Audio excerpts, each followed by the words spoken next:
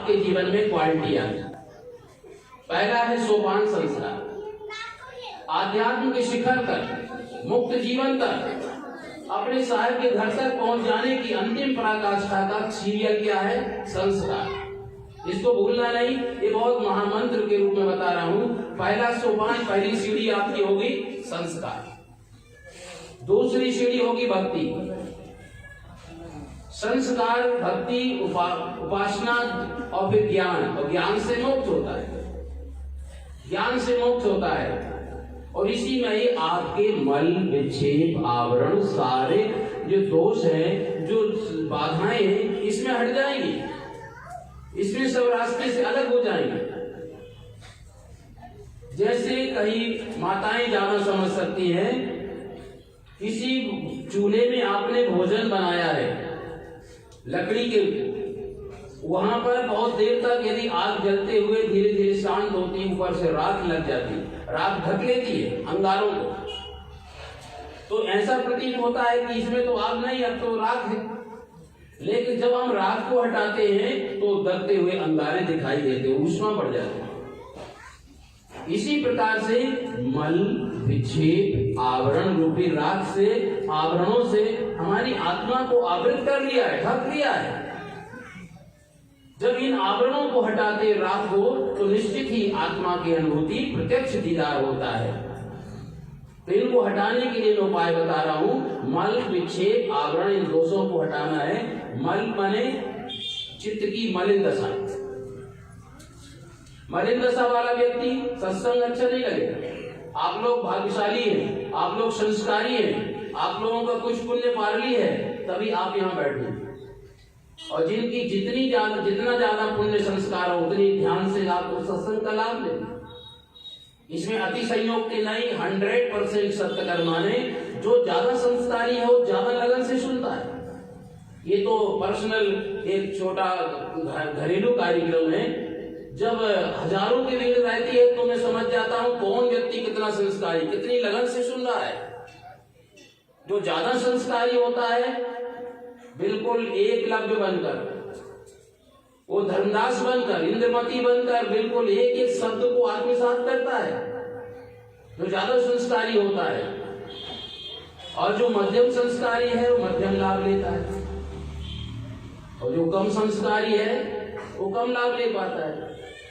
और जिनका संस्कार 0/0 है, वो तो आ भी नहीं पाते, यहाँ परछाई भी नहीं देख पाएंगे, और आएगा भी 104 डिग्री बुखार लग जाता है।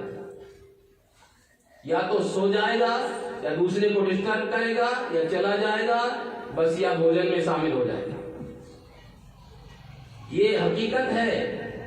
इसलिए संस्कार की में आध्यात्म की मंजिल तक पहुंचने के लिए एक एक सीढ़ी बाई सीढ़ी आपको अवगत कराना चाहूंगा। संस्कार, तो संस्कार की बात इसलिए मैं करता हूं, हरदम करता हूं। आदर्श परिवार बनाओ, संस्कारी परिवार बनाओ। परिवारों की संरचना आध्यात्मिक फाउंडेशन पर हो, तभी आदर्श परिवार बन सकता है। संस्कार के बिना आपका जीवन बहुमूल्य नहीं हो सकता। किसी सुनीति ने ध्रुव को संस्कार दिया था, तब वो अटल ध्रुव की पदवी प्राप्त की। किसी पुतली बाई ने गांधी जी को ऐसा संस्कार दिया था, वो हमारे देश के राष्ट्रपिता बन गए। निश्चित ही संस्कार एक बहुत बड़ी भूमिका, नींव का काम करता है। ये पहला सोपान है। घर को संस्कारों की प्रयोगशाला बनाया जाए, मनोरंजन भवन ना बनाए, राजनीतिक मंच ना बनाए, मर्यादा से विहीन ना बनाए।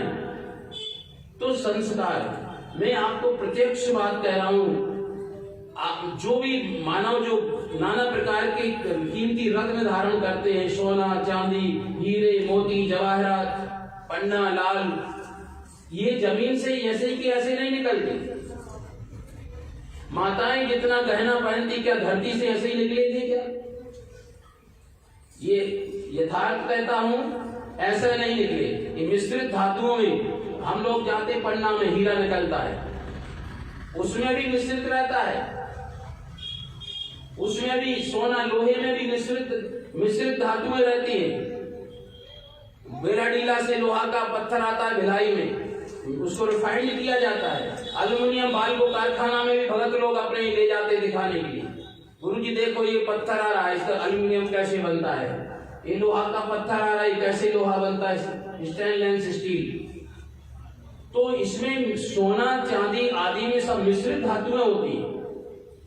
उन मिश्रित धातुओं को जमीन से निकालकर और उसको बहुत कितना टेम्परेचर, कितना तापमान में इसको गलाना है, फिर उसको परिष्कृत करते करते, रिफाइंड साफ करते करते और उनको संस्कारित करते हैं, अग्नि संस्कार देते हैं, नाना प्रकार के केमिकलों में डालते हैं, फिर डाईग्राम में बना करके उसको जैसा आकार देना है उसको शुद्ध सोना बना करके फिर उसको हम गहना बनाते हैं, चाहे सोना हो, चांदी हो या कोई भी अन्य धातु हो। तो आपका जब जो सोना के गहना पहने ये जमीन से ऐसे ही कैसे नहीं निकले, इनको भी संस्कारित किया गया, मिश्रित धातुओं को निकाला गया, जो कुधातु थी कुधातु को निकाला गया, तब वो 100 टन का सोना बना, तब फिर अग्नि संस्कार दिया और डाई में ढाला गया, तब वो एक गहना के रूप में तैयार हुआ। इसी प्रकार से तो जमीन से कोई भी धातुएं भी निकलती हैं तो उनको भी संस्कारित किया जाता है। इसी प्रकार मनुष्य जन्म से ही महान नहीं होता, उनको भी संस्कारित करके ही गांधी, विनोबा, विवेका, टुकड़ों बन सकते हैं। सीता, सावित्री, मलालसा, इंद्रमती, गार्गी, अनसुईया बन सकती है। लेकिन संस्कार की हमारी परंपरा समाप्त नहीं होनी चाहिए। हमने अपने घर को आधुनिक बनाने में अपनी शान शौकत मान ली। जो हमारा देश संस्कारों की प्रयोगशाला, ऋषियों का देश, आप यकीन करें ये देश सब आप ऋषियों की संतान बैठे। पहले प्राचीन भारत में सब ऋषि परंपरा तो थी, ऋषि परंपरा थी, इसलिए ऋषियों में अभी 16 संस्कार में हमारे देश की पहचान, 16 संस्कार की परंपरा अभी भी चलती है, लेकिन वो तो अब केवल उदाहरण रह गए। परंतु संस्कार हम अच्छा दे सके, ऐसा घर को ऐसा प्रयोगशाला बनाए संस्कारों की, जहां पर हम स्वयं दिन की शुरुआत भी हमारी अध्यात्म से ही शुरू हो।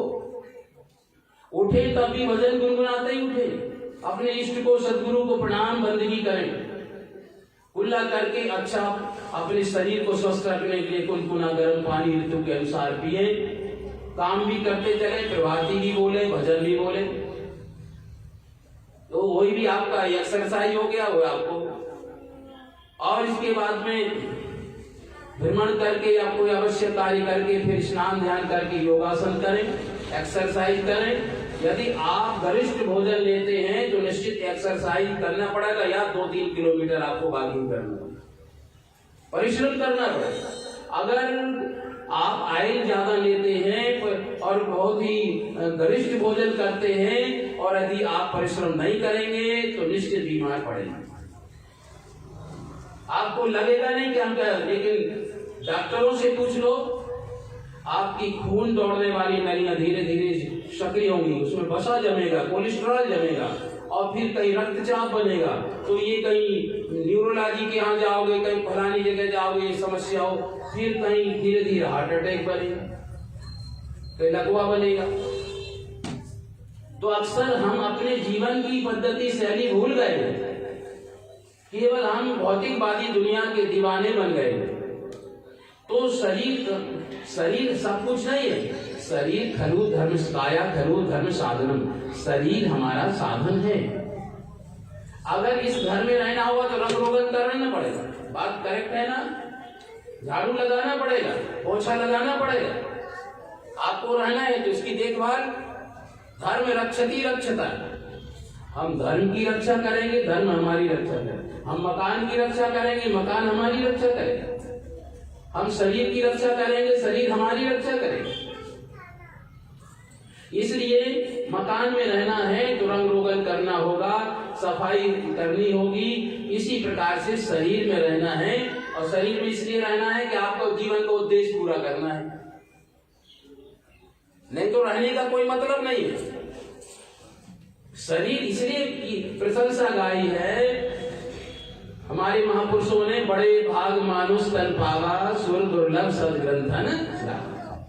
और सदगुरु बंदीश्वर कहते हैं मानुष जन्म दुर्लभ है, मिले न दूजी बार, पक्का पल यूं गिर गया तो बहुर न लागे